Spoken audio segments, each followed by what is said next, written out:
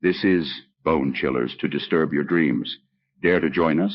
Click subscribe, ring the bell. But remember, we cannot guarantee your safety from the nightmares that await.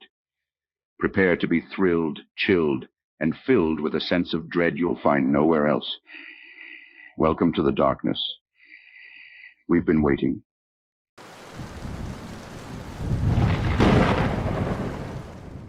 The Pale Nightmare. The first time I saw it was late at night. I was on my routine watch, flashlight in hand, scanning the quiet suburbia when I found Mr. Thompson's German Shepherd, slaughtered brutally. It was an unsightly scene, like the work of a ravenous beast. In the following weeks, the neighborhood lost more pets in similarly gruesome ways. However, it was the incriminating three-pronged claw marks that led me to suspect that this wasn't just the work of a stray wild animal. One night, I spotted it in the headlights of my truck. A bone-thin, pale-skinned creature with frighteningly long claws, the rake, as it had been whispered about in hushed tones across the neighborhood. Its eerie glowing eyes met mine, an intelligent spark behind them before it dissolved into the inky darkness. There was something predatory, something eerily human about it. Soon, strange occurrences began taking place. Mrs. Callahan swore her porch lights flickered whenever the creature was near. The Martins found their back door inexplicably ajar one morning, their home ransacked, but nothing missing. A sense of foreboding spread throughout the neighborhood, but the beast's activities became eerily predictable, almost like a routine. However, this was only the beginning. The rake was learning, evolving, and its predatory instincts were taking a more sinister turn. One evening, young Timmy Lawson nearly fell into a concealed pit in his backyard, camouflaged with leaves and debris. The traps were no mere animal's work, they were too calculated, too precise. Soon after, the Monroe's house was mysteriously set on fire, no source of the blaze ever discovered. The rake was no longer just a predator, it was a tormentor, playing mind games with us, feeding off our fear. Our once peaceful suburban community had been transformed into a playground of terror. Despair hung over us like a shroud. I realized it was up to me to hunt down this nightmare, or the suburban idol we knew would be lost forever. My experience as an ex-police officer came handy, so I began my hunt, setting up night vision cameras, tripwires, and bait traps around the neighborhood. One evening, the cameras picked up an unexpected movement. It was the rake, cunningly dismantling my traps, avoiding the tripwires with a terrifying grace.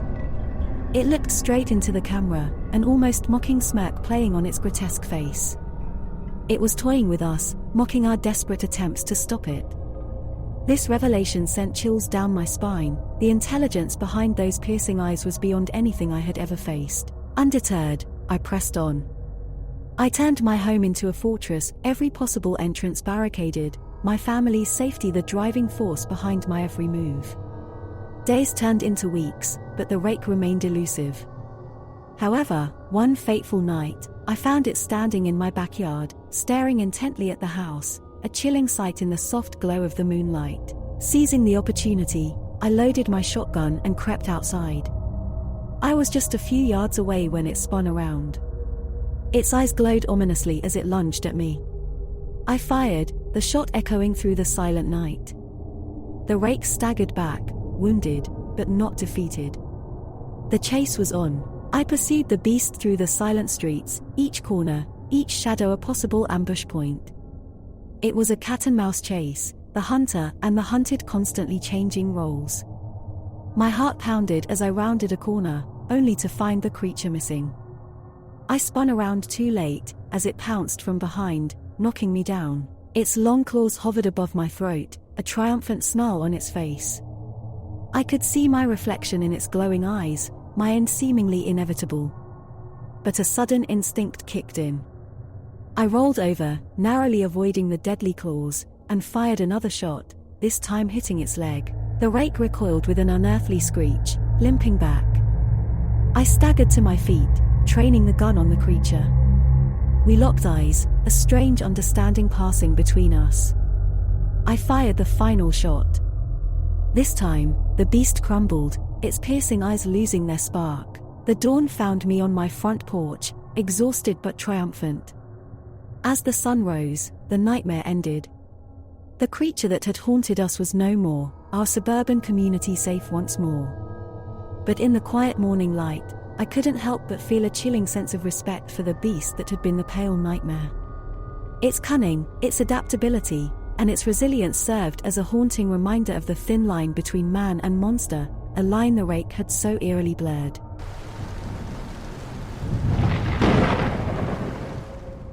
Bloodline of the Damned. In the sleepy town of Willowdale, surrounded by the ominous shade of the shallow woods, lived Leah, a reserved and contemplative teenager.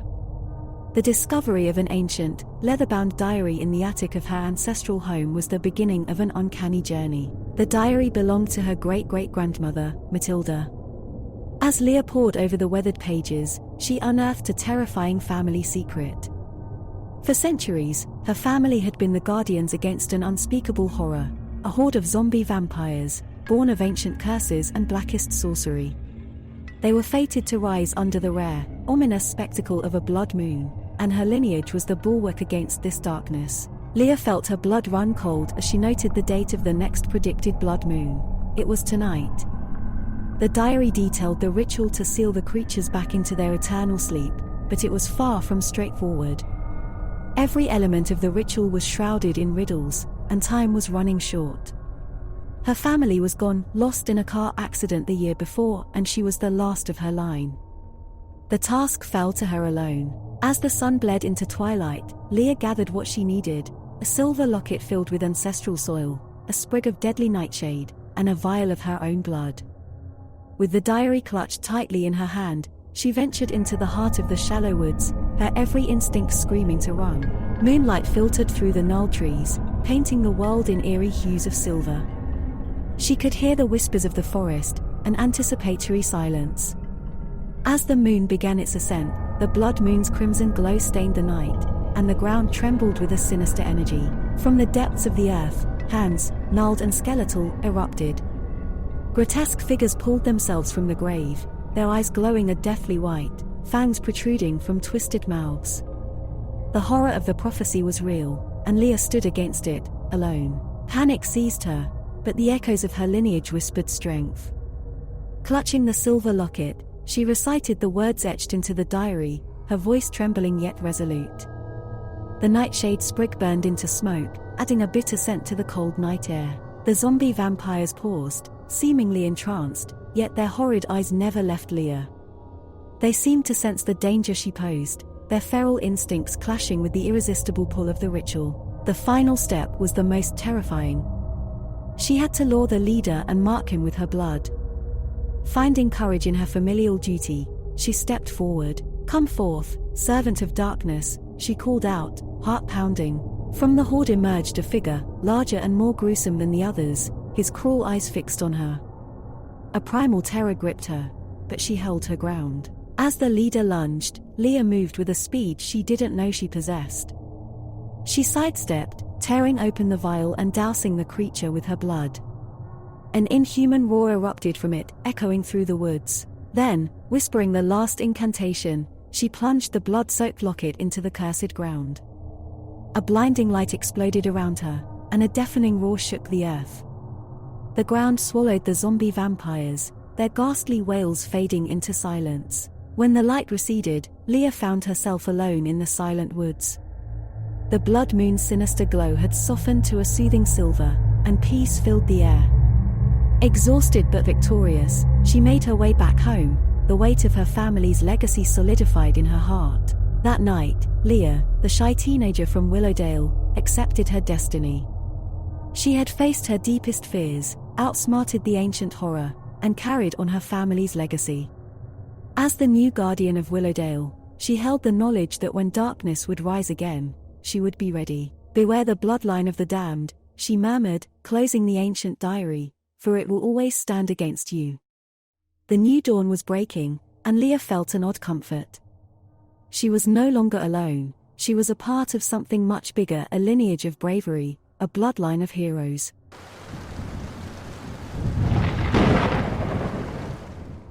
Scratch Screen. Edgar Mills, once a celebrated horror novelist, had been condemned to a life of solitude.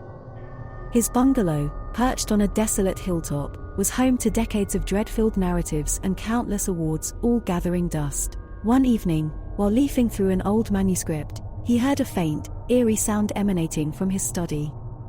Frowning, he shuffled in to find an odd image on his desktop, a grotesque creature gyrating on his screensaver. It was no image Edgar remembered setting. The creature had a leathery hide, with contorted limbs and a twisted, grimacing face. Yet, its eyes, glinting with an almost human intelligence, drew him in. As he moved closer, the creature mimicked him, its hands reaching towards the screen. Intrigued and slightly disturbed, Edgar tried to change the screensaver. But each attempt was met with the same haunting image. Even as he rebooted his computer, the creature returned, beginning to resemble him more with each passing hour. Over the next few days, Edgar noticed a peculiar change. His health was failing. He felt drained, his vitality seeping away as though absorbed by an unseen entity.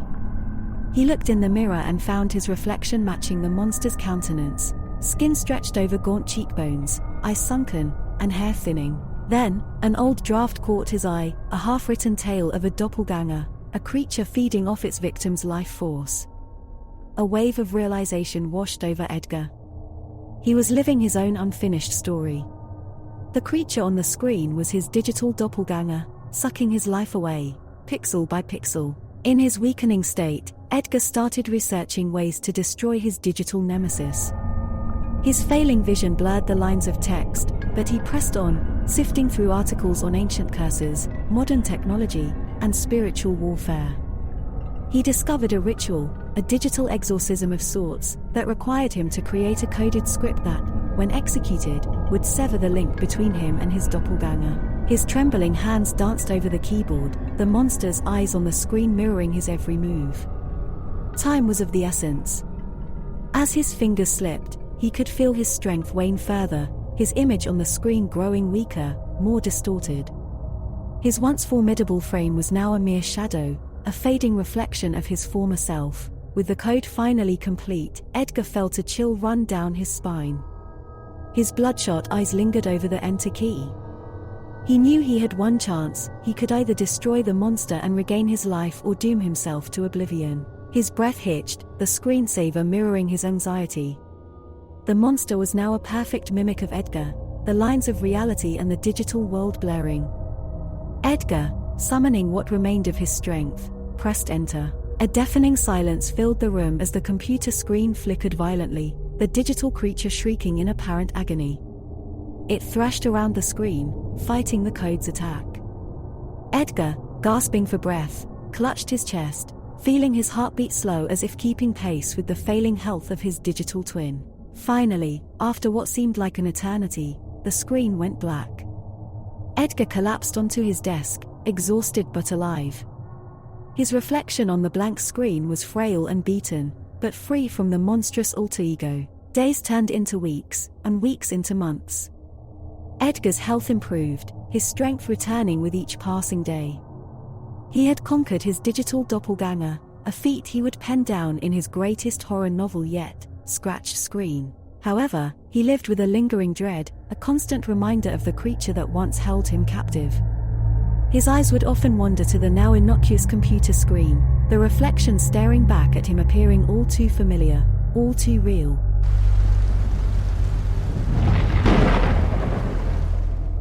Monstro and me. It started with a whisper. In the forgotten nooks of her old Victorian house, 10-year-old Emily found something unexpected. Huddled in a dark corner of the basement, a creature, no bigger than a hamster, squeaked fearfully. Its eyes glowed with an ethereal light, and its body shimmered in a gradient of vibrant colors. She named it Monstro, for its disproportionately large, goofy eyes that belied a gentle soul. Monstro, unlike anything Emily had seen before, was a creature of wonder. It had an uncanny ability to change its size, to morph its shape, and it understood human language. It nibbled on broken dreams and chewed on old forgotten memories, found in discarded letters and dusty photo albums. Emily found herself drawn to this adorable creature. She showered it with love, and in return, Monstro followed her like the most loyal of pets. It was a beautiful, albeit bizarre, friendship, But one morning, Emily woke to find her house eerily silent. The jovial voices of her parents, which usually filled the rooms with warmth, were absent. She searched each room, her heart pounding in her chest, but they were nowhere to be found. As dread washed over her, she found Monstro in her room, cowering in a corner. "Monstro?" Emily asked, her voice quivering. "Where are they?" With a guilty look, Monstro finally admitted, "I didn't mean to, but your parents, they're in my world." "The Nether. The Nether?" Emily gasped. "But that's where you came from, that's a world of nightmares, I know." Monstro completed her sentence, his usual vibrancy dimmed by guilt. With steely determination, Emily decided she would venture into the Nether.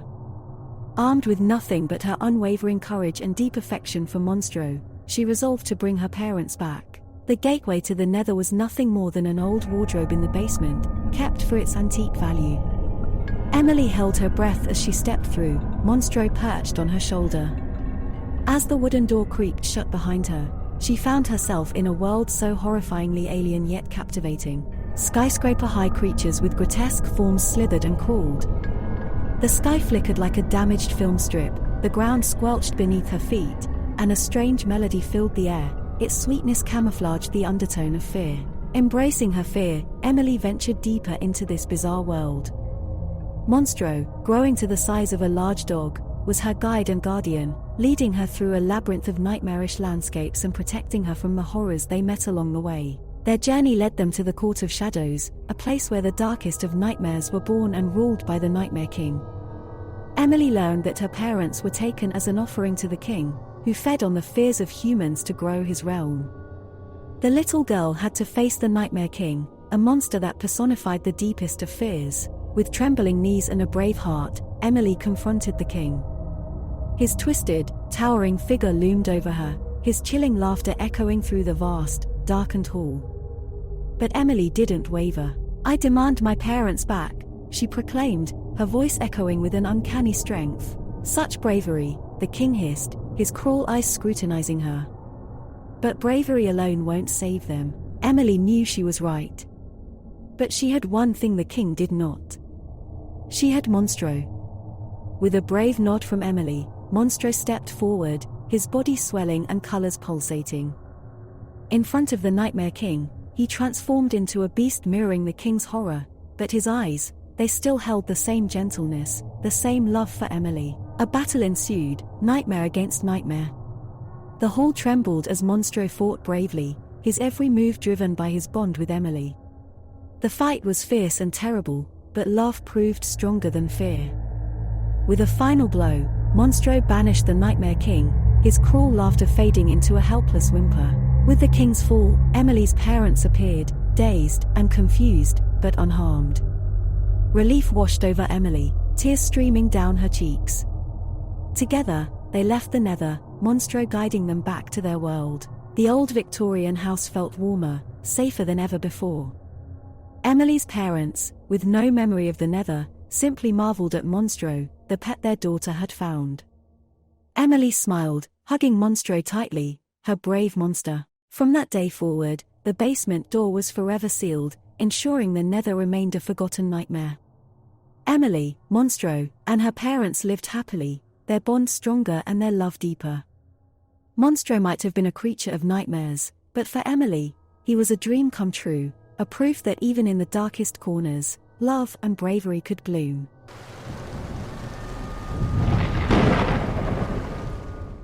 The shrieking silence. When the shrieking silence of the wilderness was finally shattered, the hiker wasn't ready. Solitude was his friend, and peace, his purpose for this multi-day trek. Miles from civilization, in a remote, parched region, nestled the tranquil, shrinking lake, its water whispering stories of a desolate past. An imposing, partially submerged structure peeked out from the water's edge. Intrigued, the hiker descended towards it, the once hidden edifice now apparent due to the relentless drought. Initial observations pointed to a bygone era's laboratory, its purpose yet unknown. Within its damp confines, a peculiar sight caught his eye: humanoid figures, grotesquely pale and haunting, suspended in towering cylindrical tanks filled with an oddly luminous liquid. The sight, eerie and captivating, gripped his senses with a chilling dread, but his relentless curiosity pushed him further. A nearby room held scattered papers, dusty and decayed by time. The hiker, piecing together fragmented entries, unveiled an unthinkable narrative. The submerged facility was once a clandestine laboratory, a site of nefarious experiments with an unnerving objective, the creation of aquatic super soldiers.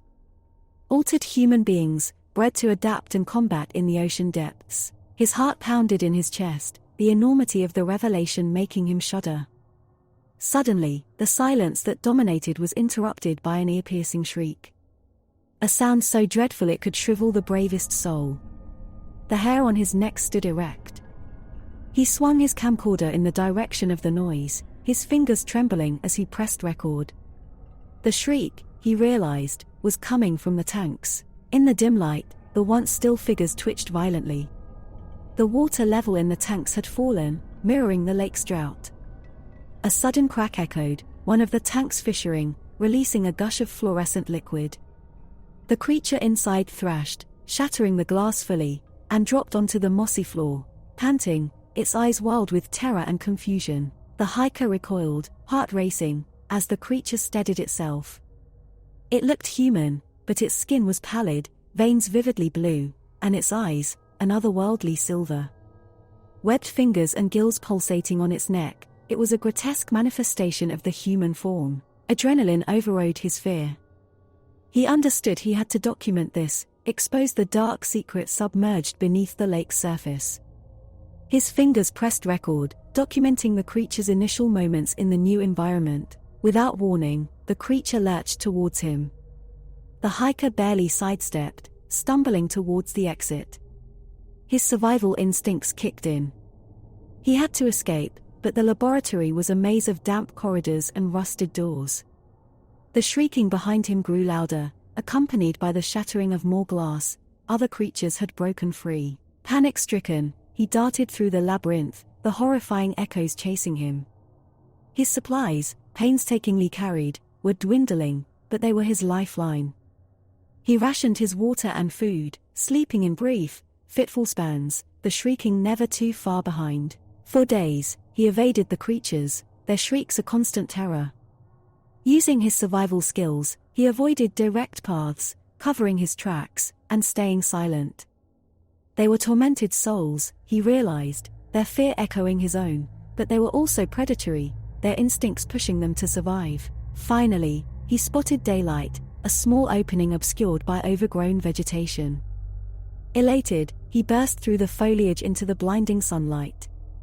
His heart sank as he looked back at the structure. More of it was visible now, the receding water bearing the grim secret it had guarded for years. Before him lay the wilderness, a hostile expanse, but his only path to civilization. His gaze fell on the camcorder. The battery light blinked ominously, it was almost depleted. He had one chance to record a message, a testament to the horrors lurking beneath the lake, before it died. Day 6, he began, gasping, his voice echoing his ordeal. "I've found something. A submerged laboratory, creations of unethical experiments." The battery light flickered and went out. The message was short, but he had spoken. The shrieking silence was broken. His truth was recorded. He steeled himself, gazing at the daunting wilderness. With the shrieking echoes of the creatures gradually fading, he stepped forward, each step a stride towards civilization, towards hope. The shrieking silence of the wilderness no longer seemed comforting. It was a mask, a deceptive veil hiding grotesque horrors beneath its serene surface.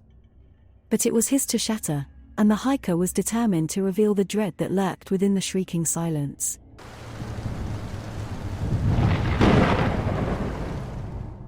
Thank you for watching, and remember, the darkness awaits. Until our paths cross again, stay fearful and stay subscribed.